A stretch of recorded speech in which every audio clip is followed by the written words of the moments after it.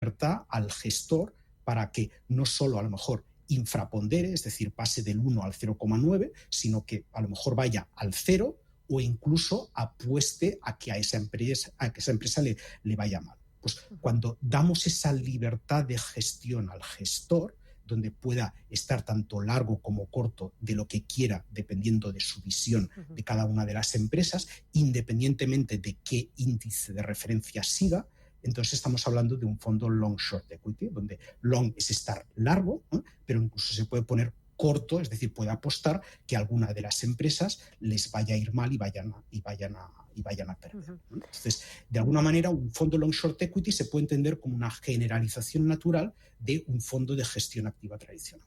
Claro, entiendo que este tipo de estrategias lo que te permiten es, cuando el mercado cae, mitiga las pérdidas, pero también cuando el mercado sube menos que un fondo de renta variable normal, ¿no?, que esté largo. Exactamente, o sea, generalmente eso es un muy buen punto que comentes, porque generalmente la gente piensa que los hedge funds tienden a ser un producto altamente especulativo, de retornos muy elevados, y eso a lo mejor fue cierto durante un cierto tiempo cuando se pusieron de moda los hedge funds, desgraciadamente, pero generalmente el concepto hedge fund es un fondo de cobertura, es un fondo que cubre los riesgos. Entonces, la mayoría de hedge funds, obviamente hay muchos estilos y entonces no podemos hablar del 100%, pero la mayoría son exactamente como tú dices. Lo que intentan, más que ganar muchísimo, es controlar los riesgos. Y lo que hacen es diversificar respecto a los retornos de una cartera de banca privada tradicional. Entonces, lo que sucede es que cuando las cosas van bien, cuando una cartera de banca privada tradicional pues, va subiendo, los hedge funds no lo hacen. Van subiendo también, pero no lo hacen tan bien, pero en cambio donde brillan, donde realmente aportan su valor añadido es cuando hay grandes crisis, porque durante esas grandes crisis, esa diversificación hace que los hedge funds tiendan a caer menos que una cartera de banca privada tradicional, y entonces el conjunto de invertir en una banca privada tradicional y en algunos hedge funds hace que no haya tantas pérdidas como invertir sin hedge funds. Y ese es generalmente el valor añadido que tienen los hedge funds, diversificar respecto a una cartera de banca privada tradicional. Oye, Jordi, sin embargo, los hedge funds no tienen muy buena fama. ¿Por qué? Probablemente ganada a pulso. Lo que sucedió es que durante los años 90 del siglo pasado lo hicieron muy bien, ¿no? Fue un momento que ganaron muchísimo dinero, y entonces, como siempre, pues cuando algo va muy bien, entran profesionales que a lo mejor no tienen una ética muy elevada, etcétera. Entonces, durante los años 2000, entonces es cuando hablamos de los masters del universo, los hedge funds donde había un gestor con un gran ego metido allí dentro. Entonces, pues cuando normalmente eso sucede en la vida, ya no son las inversiones, pues cuando las cosas no van tan bien, pues se pegan una leche, seguramente es la expresión así un poco jocosa, ¿no? Y es lo que sucedió, que después de una gran época de retornos muy elevados, pues los hedge funds lo hicieron extraordinariamente, ¿no? Y entonces eso hizo que hubiera una limpieza, y yo creo que en los últimos 10 o 15 años la industria del hedge fund ha cambiado bastante y ha pasado de estos egos casi malignos, por decir de una manera, a un estilo de gestión mucho más sistemático y cuantitativo y más frío, ¿no? Que lo que hace es eso, lo que decíamos, diversificar.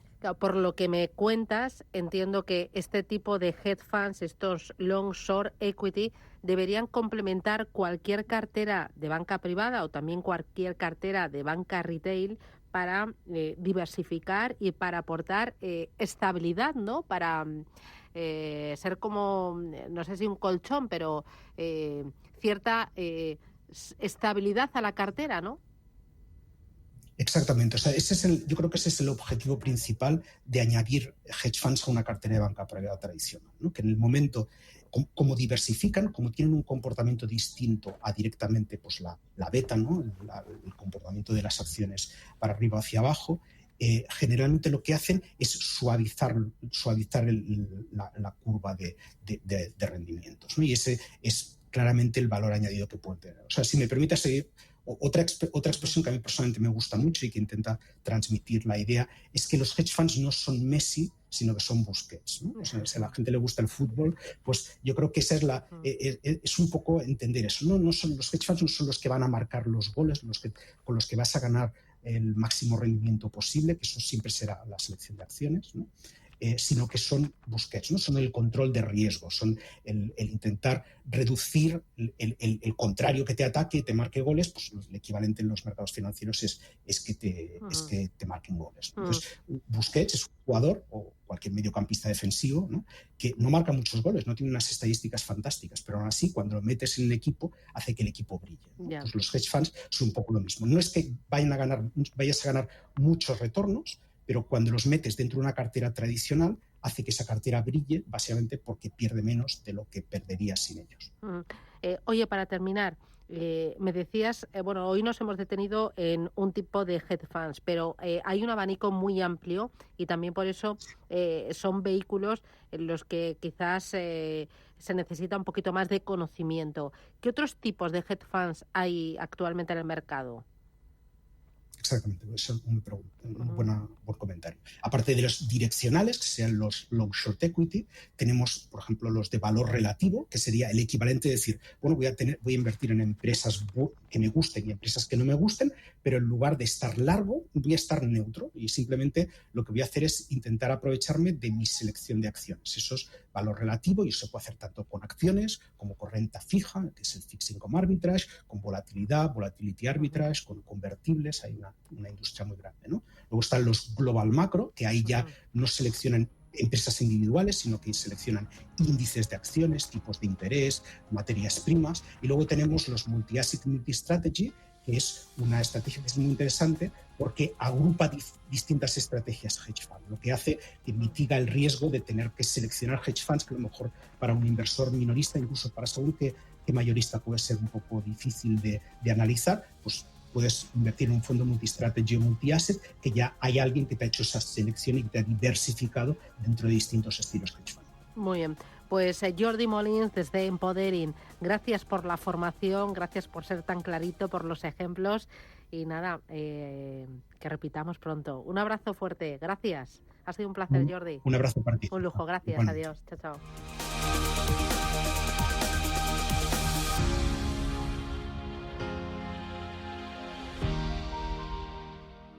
CMC Markets, tu proveedor de trading online, ha patrocinado este espacio.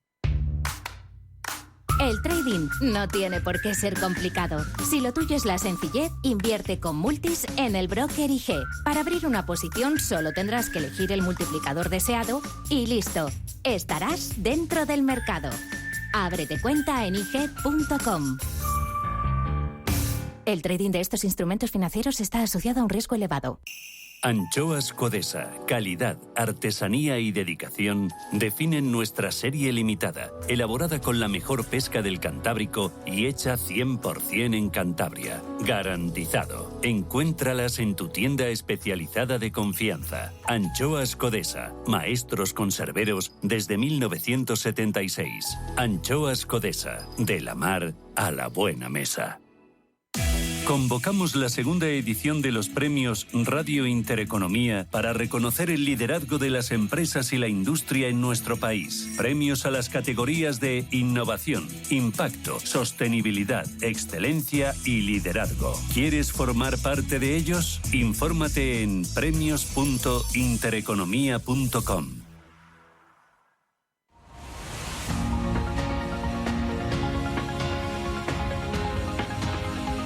El Foro de la Inversión en Capital Intereconomía.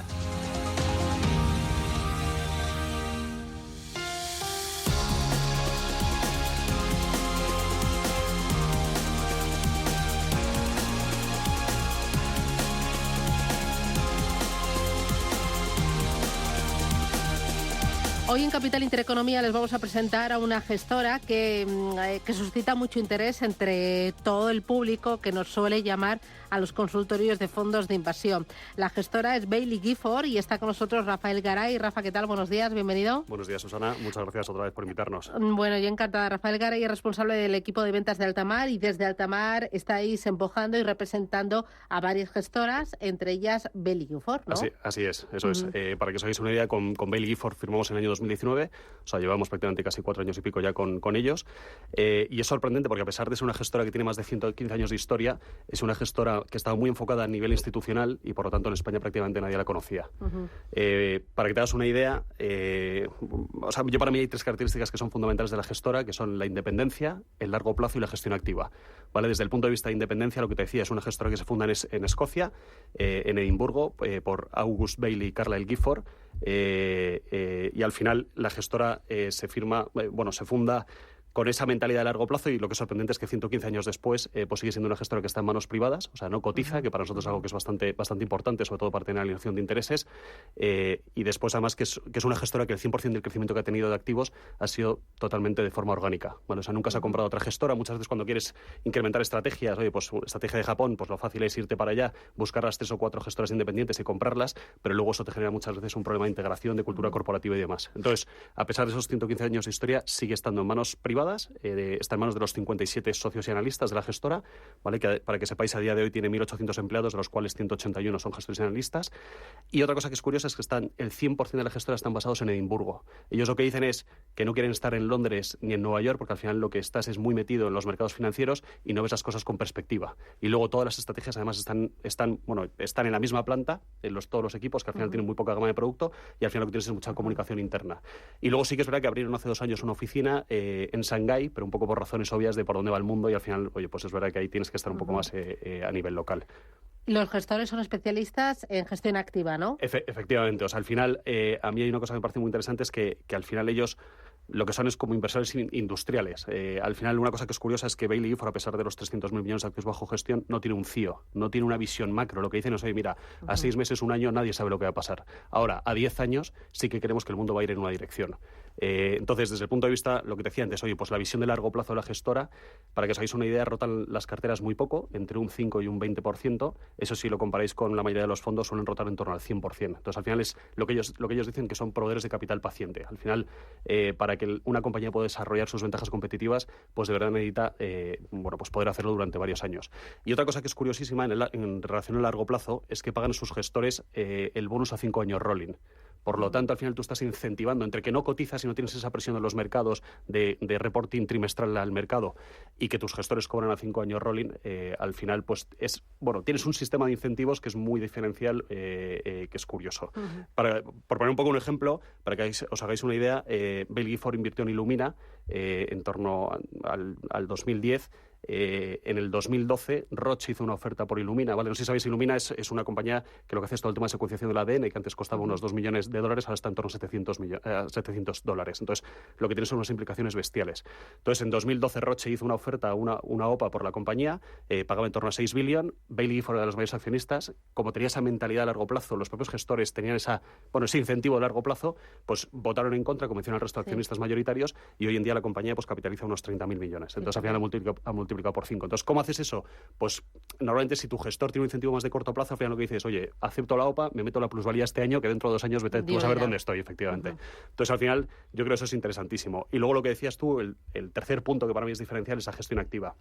O sea, al final los fondos, como os podéis imaginar, son fondos con tracking errors altos, pero con active shares altos. ¿Eso qué quiere decir? Al final estamos hablando de active shares en torno al 90%. Al final lo que tienen son totalmente agnósticos en cuanto a índices. O sea, que una compañía esté en un índice o no les importa. Ellos lo que dicen es, oye, yo quiero identificar una compañía en su fase de vida lo más inicial posible y mantenerla en cartera si los fundamentales siguen acompañando. Entonces, una cosa que es curiosa es, oye, pues ¿cómo hacen ellos en análisis? Pues además yo vengo de la industria del brokeraje de renta variable, y ellos lo que dicen es, oye, la mayoría de los analistas tienen incentivos muy de corto plazo, y hacen análisis a 6 meses, a 1 año. Ellos lo que dicen es, oye, yo quiero de verdad invertir a largo plazo, por lo tanto, os podéis imaginar, si tú no cotizas, si tienes un negocio de 300.000 millones de activos bajo gestión, tienes un presupuesto para resets de verdad completamente ilimitado. ¿Y qué es resets de verdad? Y eso que dicen es, oye, por ejemplo, en el caso de secuenciación del ADN que os he dicho antes, oye, pues buscaron hace más de 10 años o más de 15 años, pues a los 3-4 especialistas de verdad en la industria, y al final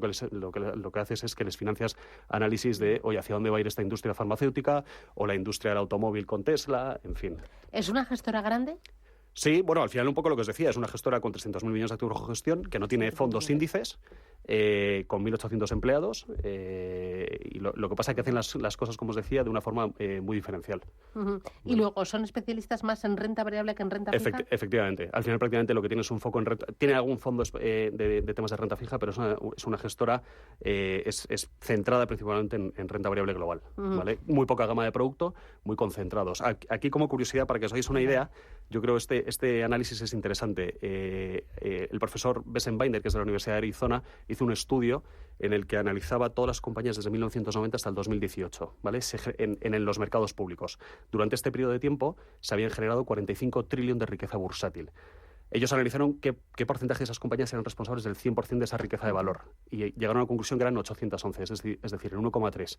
Hay otras que pierden un poco y otras que ganan un poco, eso es lo del tema de la reversión en la media, pero solo 811 compañías de las 61.000 han sido responsables del 100% de la riqueza. Entonces, muchas veces hoy en día todo el mundo habla de, oye, value, growth, quality, al final es una forma, yo creo, muy simplista de ver las cosas. Bailey Gifford, cuando hizo ese análisis, y hay muchos estudios también en Estados Unidos y demás, cuando hizo el análisis de esas 811 compañías, lo que vieron es qué características en común tenían. Pues al final eran unas compañías con crecimientos por encima de la media, con ventajas competitivas en esos momentos muy diferenciales, y al final lo que se dieron cuenta es que esas compañías, si las identificas en el momento pronto de su ciclo de vida y las mantienes en cartera, con la volatilidad que implica, pero al final son las que te marcan esa diferencia. Claro, me decías al principio que esta es una gestora que aterrizó aquí de vuestra mano en el año 2019 y que era poco conocida porque sus vehículos estaban dirigidos sobre todo a institucional, pero desde aquí, o sea, en España sí que está accesible al minorista, porque me preguntan mucho. Totalmente. Ya están en todas las plataformas, tanto en Inversis como en Allfunds, pero es verdad lo que decías, al final creo que en torno al casi 90% de los activos bajo gestión están en fondos de pensiones, en mandatos, en endowments. Por eso no los conocíamos y no tenían esa penetración para el retail, para el particular.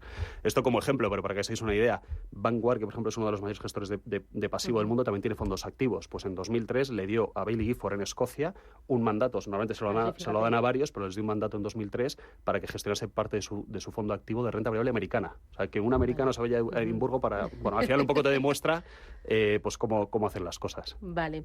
De las estrategias que tienen, yo he estado viendo esta mañana algunas y nada, tienen desde el sector salud hasta el Discovery Fund, el Japanese Fund, el US Equity Growth. Tú me vas a presentar el Worldwide, ¿no? Sí, Worldwide Long Term Global Growth. Eso es. Háblame de él, ¿qué caracteriza esta estrategia? Sí, al final yo creo que esta estrategia es interesante porque es un poco el flagship del fondo. Yo creo que al final es la filosofía de Bailey Gifford en su máximo esplendor. Al final ellos es una cartera, para que os hagáis una idea, global concentrada, ¿vale? Tiene entre 35 y 55 posiciones. El mínimo son mínimo 30 compañías, mínimo 6 industrias y mínimo 6 países, y al final es una estrategia que se lanza en el 2004, ¿vale? A día de hoy tienen unos 36.000 millones de activos bajo gestión en la estrategia. El fondo UCITS tiene unos 3.000 y pico. Actualmente, en la última ficha de junio, pues lo que tienen son 37 compañías y lo que os digo, bajísima rotación. Volvemos un poco a lo de antes. Para que os hagáis una idea, en los últimos trimestres han rotado la cartera en torno a un 10%, lo cual es poquísimo. Mayores posiciones, pues tenéis desde Nvidia, Amazon, Tesla, ASML, Dexcom, pero lo que es curioso, porque al final si todos vemos un poco el top 10, lo que dices es, estos llevan con esta cartera desde, es un poco la que pueden tener todos los fondos un poco con este sesgo, y eso que dicen es que todas las industrias están en transformación. Esta estrategia, cuando la lanzaron en el 2004, si tú te coges el top 10 de compañías, es alucinante. Tienes Golden West Financials, al final una financiera americana, Atlas Copco, Industrial Nórdica, Petrobras, tienes también ese tipo de compañías que al final, si tú ves la cartera hace casi 19 años y la de ahora, dirías, oye, ¿cómo ha cambiado la mentalidad de la gestora? Y la realidad es que no. En esa época esas eran las compañías que crecían un poco. Ellos siempre hacen 5 tipos de análisis. Tiene lo que se llama el 10 Question Framework, que se divide como en 5 métricas, que es, oye, la industria, la ventaja competitiva, al final la fortaleza financiera, el equipo directivo y la valoración. Ellos lo que suelen buscar para esta estrategia es, oye, que esta compañía tenga una probabilidad razonable de doblar ventas a 5 años, ¿vale? Doblar ventas a 5 años. Ese es un poco el punto de partida. Pero la realidad, como os decía, es que hace 19 años Petrobras, Moody's, ese tipo de compañías eran las que crecían, pero es que lo que pasa es que el mundo ha cambiado radicalmente. El otro día leí un artículo en el caso de los iPhones, y eso que ellos no tienen Apple en cartera, pero los iPhones, pues el lanzamiento que hubo en 2021 comparado con el de 2012, lo que ha implicado es una multiplicación de la capacidad computacional de los móviles por 147 veces. Eso al final lo que tiene son unas implicaciones bestiales. Entonces al final volvemos a lo de antes. Ellos a 6 meses vista, un año vista, no saben lo que van a hacer, lo que va a pasar en el mercado, pero ahora, de aquí a 10 años, lo que tienen claro es, oye, hay una serie de tendencias que son evidentes y que son estructurales. Luego es verdad que hay que identificar las compañías que van a ser las ganadoras de esa industria y mantenerlas en cartera durante mucho tiempo. ¿Vale? Aquí hay un ejemplo muy claro. Ellos, para que os hagáis una idea, han sido los mayores inversores en Tesla desde el 2012 hasta hace un par de años. ¿Ah, sí? Por detrás de Elon Musk. ¿Vale? O sea, ¿son los mayores inversores en Tesla? Han sido los segundos mayores inversores por detrás de Elon Musk desde el 2012 hasta hace 2 años. Ahora están en el top 10, siguen estando en el top 10. Ellos al final lo que decían es que al final el tema del vehículo eléctrico, eso era una tecnología que existe desde hace muchísimos años. Lo que pasa es que hay una realidad. No sé si sabes que un vehículo eléctrico necesita una batería de en torno a 75 kilovatios de potencia. Esa batería hace, no sé si es menos de 5 años, costaba $100.000. Ahora vale 10.000. Y eso solo va en una dirección. Claro. Entonces, al final, lo que suele pasar muchas veces es como Kodak con las cámaras digitales. Yeah. Muchas veces no hay muchos directivos que tengan esa visión de verdad de largo plazo y que estén dispuestos a invertir en negocios que tienen riesgo, al final, de comer parte de tu negocio core. Tienes al final sindicatos, tienes fábricas, tienes inversiones muy grandes. Entonces, al final, tiene que venir una persona de fuera para ser un disruptor de la industria. O sea, evidentemente que cualquier fabricante de coches tiene el pulmón financiero Yeah. para hacerlo, pero tiene que venir una persona de fuera para que tenga la visión, ¿no? Efectivamente, y querer cambiarlo. Entonces, al final, oye, lo que es sorprendente, que no sé si la gente lo tiene en mente, Tesla ha pasado de vender 500.000 de coches, 900.000 coches, el año pasado 1.200.000, este año va a vender 1.800.000 coches. Eso compara con Volkswagen, que es el mayor fabricante de coches, que vende en torno a 10 millones. O sea, Tesla es una realidad, ¿vale? Entonces es un ejemplo que es curioso. Y por el camino, o sea, para que os hagáis una idea, esta estrategia ha tenido una rentabilidad desde el lanzamiento en el 2004 cercana al 13%. Anualizada. Eso es una pasada. O sea, yo siempre tengo en mente que el mercado, que el MSCI World al final tiene una rentabilidad del 7-8% con una volatilidad del 15%. Pues estos han tenido una rentabilidad del 13 y pico por ciento, pero con una volatilidad evidentemente mucho mayor. La volatilidad, la gente se olvida que es tanto para arriba como para abajo. Entonces, al final, esto es una gestora que evidentemente no vale para todo el mundo, es una gestora con un perfil muy específico y luego para una parte de la cartera de largo plazo. Pero no, es una gestora muy, growth, ¿no? Lleva el apellido, la estrategia, pero al mismo tiempo es value porque lo busca en momentos incipientes, ¿no? Efectivamente. Que entiendo que con valoraciones muy atractivas. Bueno, hay veces, no es tanto valoraciones atractivas, porque hay muchas veces que algunas de estas compañías, en el momento cuando la compraron, no generaban beneficios. Yeah. Entonces, al final le estás comprando. Pero es que ellos miras a futuro, ¿no? A los próximos 10, 15, 20 años, ¿no? Efectivamente, al final un múltiplo es un número estático. Tú tienes que pensar, oye, ¿esto dónde va a estar en 2, 3 años? Lo que te decía, oye, Tesla es un caso sorprendente. Ha tenido crecimientos. Si va a pasar de 1.200.000 vehículos vendidos a 1.800.000, eso es un crecimiento del 40%. Y hay una realidad que yo, para mí, creo que es muy importante, es que el precio de una acción a medio plazo suele seguir el crecimiento de beneficios de una compañía. Y el crecimiento de beneficios sigue el crecimiento de ingresos, porque es verdad que cualquier compañía, oye, si ajusta proveedores, si aprieta un poco el circulante, al final, oye, puedes jugar un poco con control de costes y al final mejoras tu bottom line de la cuenta de resultados, pero eso puedes hacer de un año, 2 años, de forma recurrente, o creces tus ingresos o tus beneficios no van a crecer.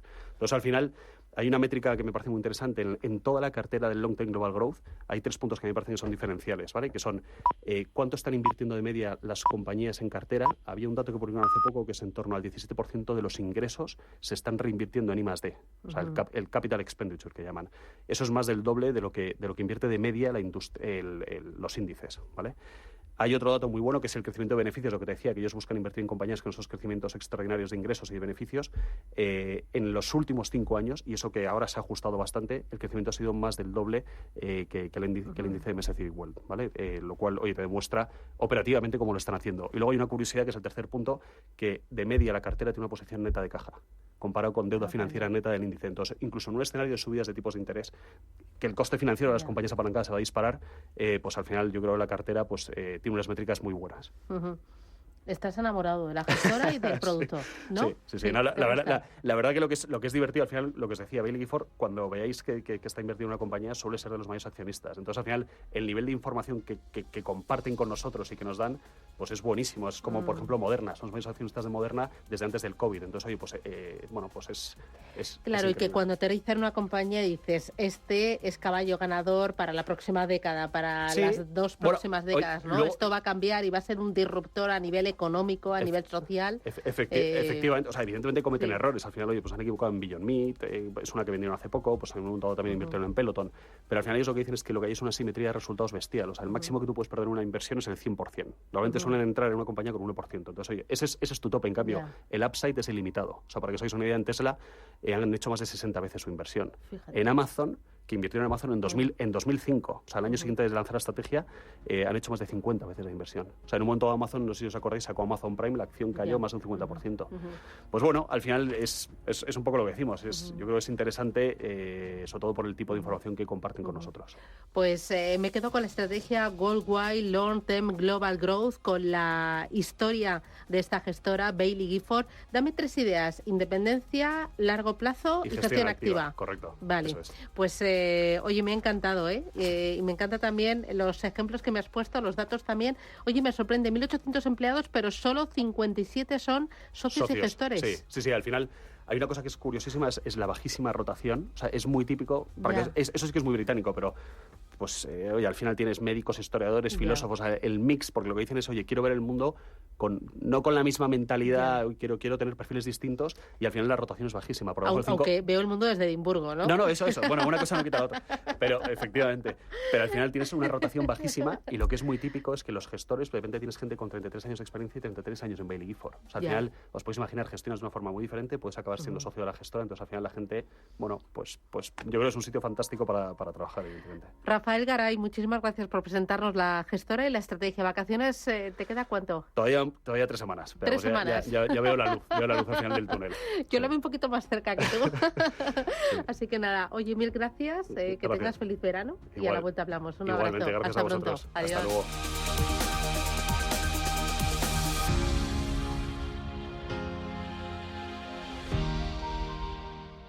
Tan.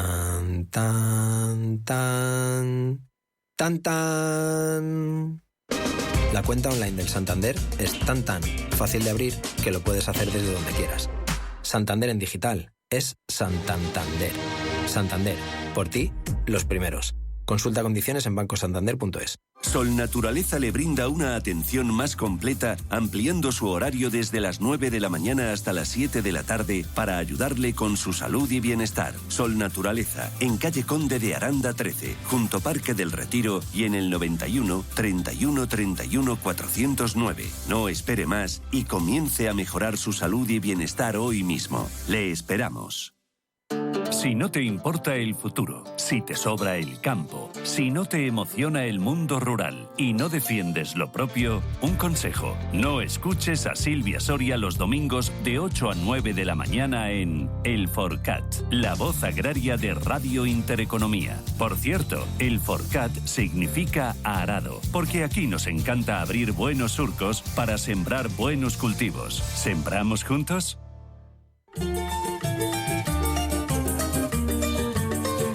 Las empresas españolas también se la juegan a su manera con las elecciones en Brasil. De la continuidad del conservador Bolsonaro o del regreso del expresidente Lula al Palacio de Alvorada pueden depender muchos contratos comprometidos.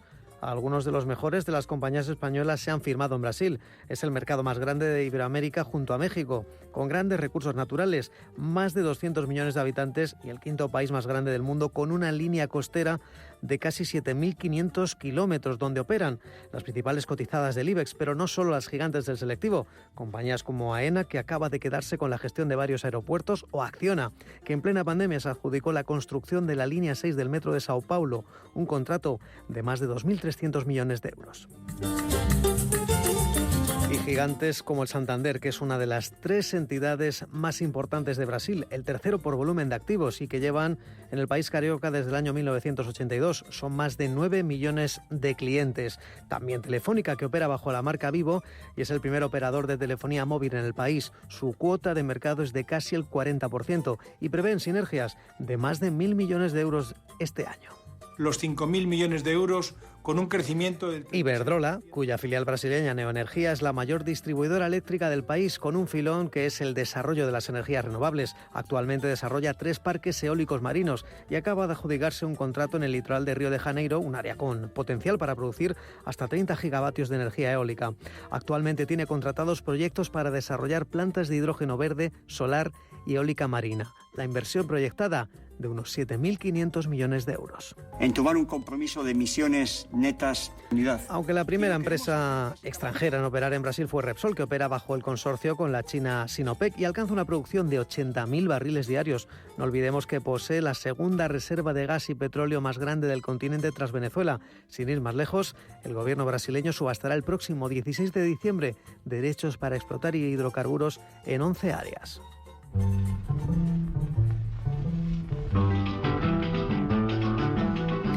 Un gobierno que puede seguir siendo el actual del conservador Jair Bolsonaro o del expresidente Lula da Silva. ¿Qué candidato le conviene más a las empresas españolas? Que é possuído pelo demônio. El programa de Lula contempla subidas de impuestos, pero promete un gran plan de obras públicas para revitalizar la economía y descarta privatizaciones, mientras que la agenda de Bolsonaro es liberal y favorable a las privatizaciones. Promete favorecer el emprendimiento y tratar bien al sector de la minería. Tampoco esconde una subida de impuestos para reducir deuda. Más allá del programa económico de ambos candidatos, el alza de las materias primas beneficiará a Brasil. Juan Luis García Alejo es analista de ANBAC. Y lo que tenemos es un país en el que, más allá de la situación política, que está obviamente polarizada, que aparentemente en segunda ronda pues va a dar como resultado un cambio de gobierno, y veremos qué es lo que se hace en ese momento. Estaremos atentos, evidentemente, a los mensajes de ejecución de política económica por parte del nuevo gobierno, si es que acaba por producirse. Pero en todo caso, un país que tiene, digamos que un posicionamiento en relación a esa economía en la que hemos visto como los tipos reales son mucho más altos y en el que la particular exposición a los factores de crecimiento, pues la dinámica de materias primas particularmente que se está produciendo a nivel... Para la agencia Moody's es el país mejor posicionado para aprovechar los precios altos de las commodities. Las perspectivas de la calificadora de riesgos es que el alza del crudo, del hierro, del litio, de la soja se mantendrán altos al menos hasta el próximo año, porque el mercado va a seguir ajustado por esa caída de la oferta de petróleo y gas ruso y también por la falta de inversión en proyectos que impulsen la producción. Gersan Zurita es el vicepresidente senior de Moody's Investor Service.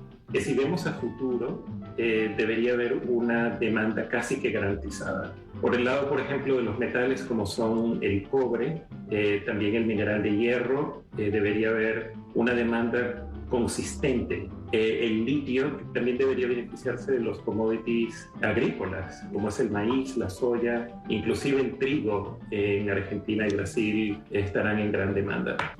Minerales como el litio, un filón para la agencia Moody's y que en principio pretende potenciar más Bolsonaro, aunque el favorito de las encuestas sigue siendo Lula. La otra gran certeza es que en lo que llevamos de milenio, la inversión de las empresas españolas en Brasil supera los 80.000 millones de euros.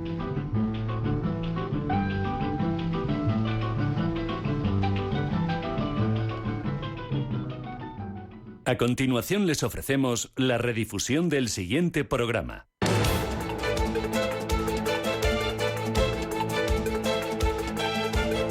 Esto es Capital Intereconomía.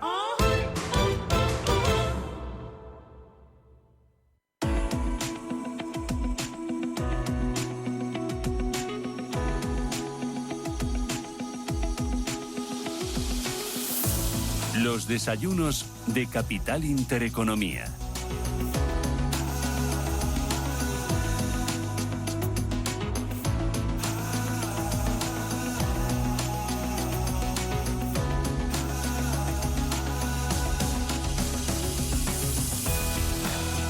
En Radio Intereconomía, en Capital Intereconomía, hoy les vamos a presentar el momento que está viviendo el sector exportador en España. Lo vamos a hacer con el Club de Exportadores y con Antonio Bonet, que es su presidente. Antonio, ¿qué tal? Buenos días, bienvenido. Buenos días. Para que todos los que nos escuchan nos pongan en situación, el Club de Exportadores e Inversores Españoles es una organización empresarial que representa, que defiende los intereses de las empresas españolas con actividad internacional. A día de hoy tenéis cerca de 150 por ahí. Un poco menos. Un poquito un poco menos, sí. Uh-huh. Y representan aproximadamente los socios, ¿no? El 40% del stock de inversión española en el exterior. Uh-huh. Son socios y son empresas, la mayoría de tamaño grande. Hay, en general, los socios son de tamaño medio grande. Hay también empresas pequeñas. Uh-huh. En la junta directiva, que se acaba de renovar hace un par de semanas, hay empresas que tienen 3 empleados. Vale. O sea, que hay de todo. Pero en general es empresa media grande. Claro, y hemos llamado a Antonio porque justo la semana pasada presentasteis un informe para dibujar la situación actual del sector exportador español, para ver cuáles son los problemas a los que se enfrenta a día de hoy y sobre todo para proponer soluciones en plan constructivo y más pensando que ahora estamos en campaña electoral y quizás algún candidato se acuerde de vosotros, de la gran empresa, de la aportación del sector exterior a la economía, al PIB, porque mira, ayer escuchaba yo el debate entre Feijóo y Sánchez y hablaba del crecimiento de la economía española y buena parte del crecimiento de la economía española en esta última década y en estos últimos años se debe a la aportación del sector exterior. España, mirando a las grandes cifras, va como una moto, como un tiro. El sector exterior es lo que ha tirado del carro de la economía española desde la crisis del 2008. Uh-huh. De hecho, en fin, hay un dato, una cifra, ¿no?, que es incontestable. En el 2010 la exportación de bienes y servicios era el 25% del PIB español, el año pasado el 41%. O sea, eso es incontestable, incontestable. Vale, es un dato muy bueno, muy importante, pero este 41% lo soportan solo 1.000 empresas.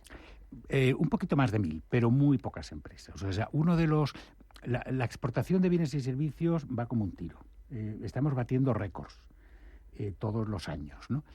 Pero si se mira un poquito qué hay detrás de esas cifras y cuál es la situación, tenemos una serie de riesgos importantes.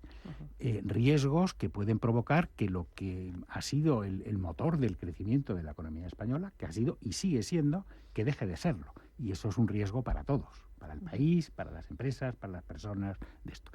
¿Y cuáles son los riesgos? Bueno, los riesgos son varios. En primer lugar, el número de exportadores.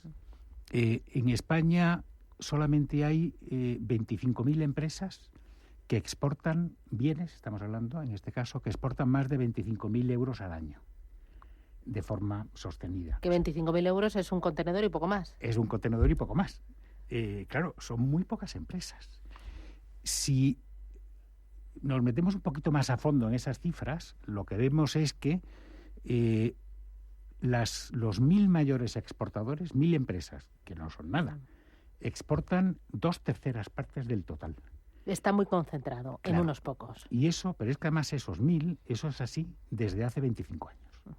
Cambian, no son los mismos 1.000, pero claro, eso es una espada de Damocles. Es decir, ¿qué ocurre si de repente esos 1.000 deciden que muchas son empresas multinacionales, que están instaladas en España, que fabrican en España y venden desde España? ¿Qué pasa si muchas de estas multinacionales o algunas deciden que se van a otro sitio? Porque no están cómodos con el entorno fiscal o con los costes o con el entorno regulatorio, se nos puede caer la exportación. Y eso es un riesgo muy importante, ¿no? O sea, por una parte, excesivamente concentrado en muy pocas empresas. ¿Y luego un tercer riesgo? Un tercer riesgo es la distribución geográfica. Vale. ¿Por qué? Porque estamos exportando el 71 o 72% de la exportación española va dirigida a Europa. Tiene sus ventajas. Indudablemente, pues los países europeos pues son estables, no hay crisis importantes, es decir, tiene sus ventajas. No, pero estamos perdiendo una oportunidad de oro pensando en otras economías que crecen a un ritmo mucho mayor y que tienen un mayor potencial de crecimiento, tanto por población como por actividad económica. Estoy pensando en Latinoamérica o estoy pensando en Asia o en África. Y luego pensando también en que ahora en la economía europea hay campanas de recesión económica. Efectivamente. Y si nuestros socios nos compran menos, pues a esas compañías y al sector exportador, que está muy concentrado en unas poquitas, pues ese 41 podría quedar mermado, ¿no? Podría quedar mermado.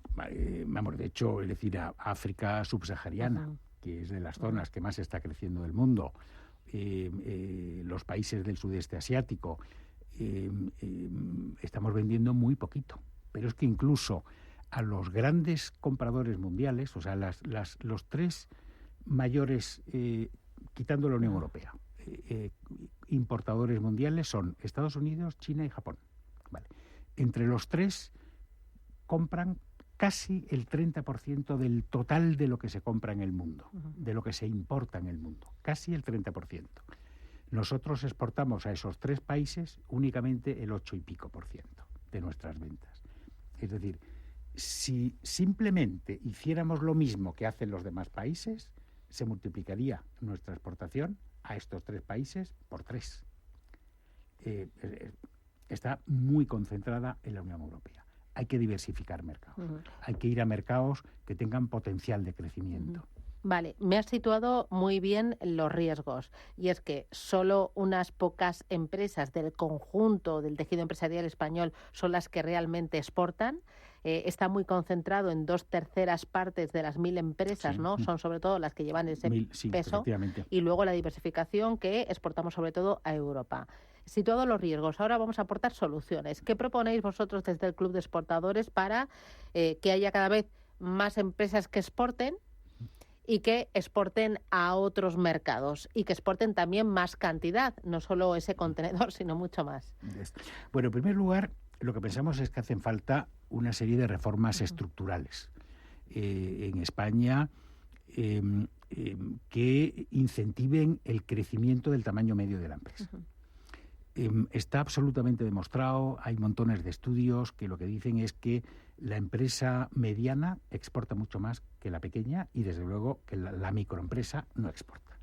Entonces, ¿qué es lo que hay que hacer? Lo que hay que hacer es políticas que estimulen el crecimiento empresarial, que haya muchas más microempresas que pasen a ser pequeñas y sobre todo que haya muchas pequeñas que pasen a ser medianas. Claro, ¿a qué tipo de políticas te refieres? Hay políticas de dos tipos. Hay algunas que no tienen coste presupuestario, con lo cual en épocas como las que estamos, donde tenemos un problema importante de déficit y de cuentas públicas, políticas que no tengan coste presupuestario pues deberían ser útiles, ¿no? Por ejemplo, en España, a partir de 6 millones de euros de facturación, se considera que la empresa ya es grande. Eso significa que tiene un coste de compliance fiscal muy superior. Bueno, ¿por qué 6 y no 20 millones? 6 millones es que no es nada.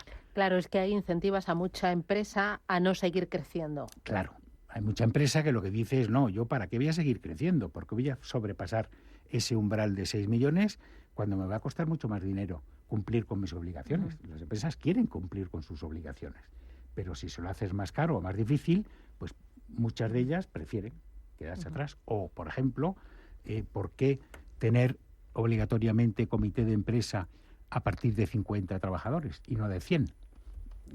Eso no tiene coste presupuestario y a la empresa le facilitas, ¿no?, que crezca. Hacen falta también políticas más activas de fomento, de incentivación de fusiones empresariales, es decir, de todo tipo. Con esto, ¿qué es lo que se conseguiría? Lo que se conseguiría es que haya empresas que tengan un mayor tamaño y las empresas que tienen más tamaño son más propensas y tienen más facilidad para exportar. O sea, exportar no es mucho más complicado que vender en el mercado nacional. ¿Por qué? Pues porque, bueno, pues tienes que adaptar tus productos o tus servicios, tienes que gastar dinero en salir fuera, en identificar compradores, en asistir a ferias. En conocer la regulación, en protegerte del riesgo de divisa. Claro, o sea, todo eso tiene costes, requiere inversión, requiere tiempo. Y las empresas que son muy pequeñas no tienen suficiente capacidad financiera para poder asumir esos costes. Por eso es importante que haya más empresas que sean un poco más grandes. ¿Qué otras soluciones proponéis? Luego hay también temas, es decir, en España se ha dicho desde hace tiempo que la exportación es una política de Estado. Lo que estamos viendo es que es una política de Estado entre comillas, es decir, porque las actuaciones que hay, por ejemplo, en temas fiscales, no están precisamente incentivando la exportación. En esta va a ser relativamente poco, antes las empresas españolas que recibían dividendos de sus filiales en el exterior, esos dividendos estaban exentos de tributación, igual que ocurre en muchos otros países de nuestro entorno. Esa exención se ha quitado parcialmente, ahora pagan parte de los dividendos que reciben, tributan. Bueno, eso nos sitúa en desventaja competitiva frente a otros. Pasa además otra cosa, es decir, que con el COVID lo hemos visto, es decir, si hay dificultades para poder viajar, para poder salir fuera, y la recomendación que han hecho todas las autoridades ha sido vaya usted fuera y monte usted una sede permanente, una oficina comercial, un almacén, lo que sea, pero esté usted físicamente presente, ¿vale? Y si resulta que estar físicamente presente en un país te lo desincentivan fiscalmente, pues no parece que esté muy alineado, ¿no? El tema, o si suben los impuestos, suben las cotizaciones sociales, eso nos hace perder competitividad relativa, y en donde, bueno, y hay sentencias además, ¿no? Hay jurisprudencia al favor, en donde cuando empresas tienen gastos fuera, en cualquier país, esos gastos están soportados por facturas que son legales en el país donde las emite, pero no son exactamente iguales que las españolas, y hay problemas para que la empresa se deduzca esos gastos en España. ¿Y crees que desde las administraciones son conscientes de lo importante que es cuidar al sector exterior español, a la exportación española? Desde luego, lo que sí hay cuando tenemos reuniones con la administración, con distintos ministerios, con los partidos políticos, todos son conscientes de la importancia que tiene, todos reconocen que la exportación tira del carro, que nos ha sacado de la crisis pasada, que nos está ayudando a salir también de la crisis que tenemos ahora, con lo cual se reconoce y se sabe. Pero cuando se van los detalles, entonces ahí se echa en falta coordinación. Pongo otro ejemplo, planes geográficos. Hay un plan África 3 que tiene una serie de países prioritarios de África subsahariana que no son los mismos que tiene el plan Horizonte África, que es de otro ministerio. Entonces, que cada ministerio va por un lado. Bueno, hay muchas cosas que se hacen en común, pero no hay una total coordinación de esto. O, por ejemplo, se sacan planes de internacionalización en donde no hay un presupuesto asociado. Entonces dice, ¿esto qué es? ¿Una pura declaración de intenciones? De decir, dice, no, pues vamos a exportar a los países asiáticos o vamos a exportar a los países de África subsahariana. Y dice, pero si ya se está haciendo, o hace usted algo, o tiene usted un presupuesto específico para esto, o si no, no deja de ser una declaración de intenciones. Al final la empresa está muy sola una vez que inicia esta aventura internacional. Sí, y que conste que hay instituciones que prestan apoyo, que lo valoramos, que funcionan muy bien. Sí, pero por el lado de la administración. Sí, por el lado de la administración hay instituciones que funcionan muy bien. Vale. Hay programas, por ejemplo, el programa de becarios del ICEX, es un programa magnífico, lleva funcionando 40 años, y es uno de los mejores programas, hay, entre comillas, tortas, ¿no?, entre las empresas por conseguir becarios, ¿no?, de que han sido formados por el ICEX, ¿no? Nos preocupa, por ejemplo, que con todo lo que se está hablando del estatuto del becario y todo esto, que puedan desaparecer este programa porque no se ajusta exactamente Antonio, ahora que estamos en campaña electoral, 3 peticiones.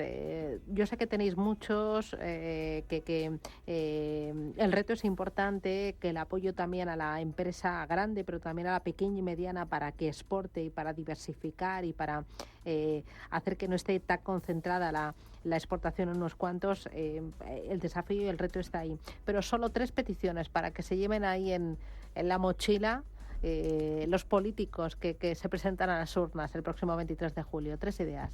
3 ideas. 1, que de verdad sea una política de Estado. Y eso significa que tiene que haber coordinación entre distintas partes de la administración que tienen competencias, ¿no? A lo mejor no directamente sobre la exportación, pero sí indirectamente. Mayor coordinación.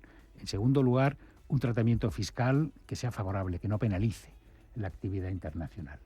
Y en tercer lugar, que se hagan reformas estructurales importantes que hacen falta sobre todo para que aumente el tamaño medio de la empresa. Para que aumente el tamaño medio y también para que haya más empresas que se enfrenten a ese desafío, a ese reto y esa oportunidad que es la de la exportación.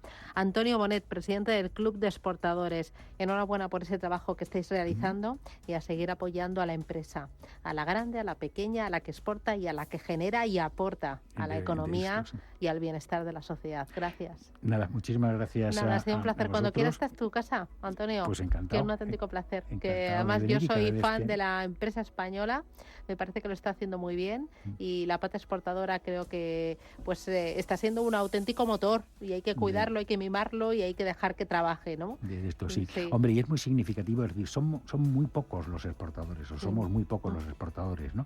Pero el número está creciendo y lo que vemos es que cuando la empresa se internacionaliza y ve las ventajas que tiene, no es fácil, pero cuando ve las ventajas que tiene estar fuera, ventajas para su negocio, para su no lo abandona, continúa. Pues enhorabuena, Antonio, por el trabajo que estáis realizando desde el Club de Exportadores y a seguir. Un abrazo fuerte. Muy bien, gracias.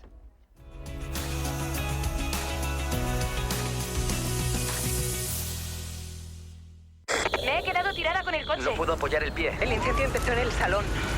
En estos momentos, ¿qué seguro elegirías?